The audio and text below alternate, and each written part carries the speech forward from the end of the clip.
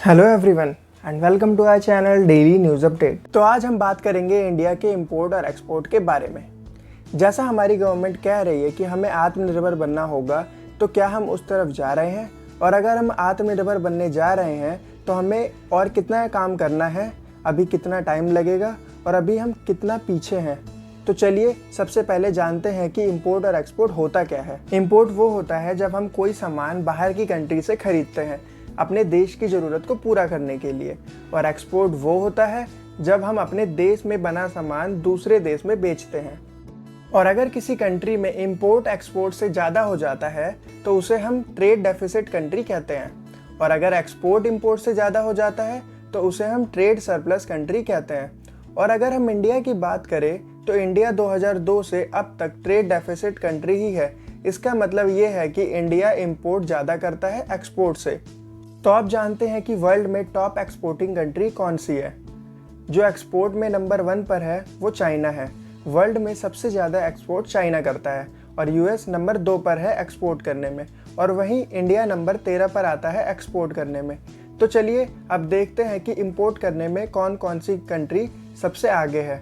Number 1 पर है US, और वहीं नंबर 2 पर है चाइना। और अगर हम इंपोर्ट के मामले में इंडिया को देखें तो इंडिया नंबर 11 पर आता है। अब हम देखते हैं इंडिया कहाँ कहाँ से सामान लेता है, कौन कौन सी कंट्रीज से इंडिया सबसे ज़्यादा इंपोर्ट करता है। इंडिया चाइना से सबसे ज़्यादा इंपोर्ट करता है और दूसरे नंबर पर यूएसए से। इसका मतलब ये है कि हम चाइना पे अभी डिपेंडेंट है। इसलिए अगर इंडिया को आत्मनिर्भर बनना है तो हमें मेड इन चाइना का सामान को कम से कम यूज़ करना होगा। वहीं अगर हम इंडिया की एक्सपोर्ट देखें तो यूएस नंबर 1 पर है और यूएई नंबर 2 पर। इंडिया सबसे ज़्यादा सामान यूएस में भेजता है, और अगर हम सिर्फ चाइना से ही अपनी एक्सपोर्ट और इंपोर्ट देखें तो हम लगभग 14% गुड्स चाइना से लेते हैं और सिर्फ 5% गुड्स चाइना को एक्सपोर्ट करते हैं। अब देखते हैं कि कौन कौन सी चीज़ें इंडिया सबसे ज़्यादा इंपोर्ट और एक्सपोर्ट करता है। इंडिया सबसे ज़्यादा मिनरल फ्यूल्स को इंपोर्ट करता है, जिसमें ऑयल आता है। ये इंडिया का 32% है टोटल इंपोर्ट का।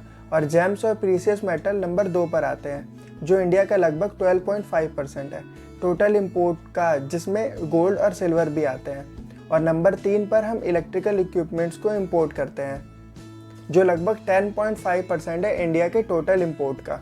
अब देखते हैं इंडिया सबसे ज़्यादा क्या एक्सपोर्ट करता है। इंडिया सबसे ज़्यादा मिनरल ऑयल एक्सपोर्ट करता है, जो इंडिया की टोटल एक्सपोर्ट का लगभग 13.7% है। दूसरे नंबर पर जेम्स और प्रीशियस मेटल आते हैं, जो लगभग 11.4% इंडिया के टोटल एक्सपोर्ट का। और नंबर 3 पर मशीनरी इंक्लूडिंग कंप्यूटर्स आते हैं, जो लगभग 6.6% है इंडिया के टोटल एक्सपोर्ट का। अब अगर हम इंडिया के लास्ट 2 मंथ का डाटा लें तो देखते हैं कि इंडिया का टोटल इंपोर्ट कम हो रहा है, और यहाँ तक कि जून में तो इंडिया ट्रेड सरप्लस की कैटेगरी में भी आ गया था, जो 2002 के बाद पहली बार ऐसा हुआ था कि इंडिया का टोटल एक्सपोर्ट इंपोर्ट से ज़्यादा था। लेकिन फिर से जुलाई में इंडिया ट्रेड डेफिसिट की कैटेगरी में ही आ गया था। तो जून में ट्रेड सरप्लस में आने का रीज़न लॉकडाउन और कोरोना वायरस था, क्योंकि कोरोना वायरस की वजह से क्रूड ऑयल के प्राइस बहुत नीचे चले गए थे। वहीं ऑयल की खपत भी बहुत कम हो गई थी, और लॉकडाउन की वजह से और भी चीज़ों की खपत कम हो गई थी, जो हमारे इंपोर्ट के गिरने का कारण था। अब जैसे जैसे हम अनलॉक की तरफ बढ़ रहे हैं, हमारा इंपोर्ट भी बढ़ रहा है। पर अब हमारी गवर्नमेंट कुछ इंपॉर्टेंट डिसीजन ले रही है हमारे इंपोर्ट को कम करने के लिए। जैसा कि गवर्नमेंट ने टीवी के इंपोर्ट पे बैन लगा रही है, और वही डिफेंस के 101 आइटम के इंपोर्ट पर भी बैन लगा दिया है। और बहुत से कॉन्ट्रैक्ट भी गवर्नमेंट अब हमारी इंडियन कंपनीज़ को ही दे रही है।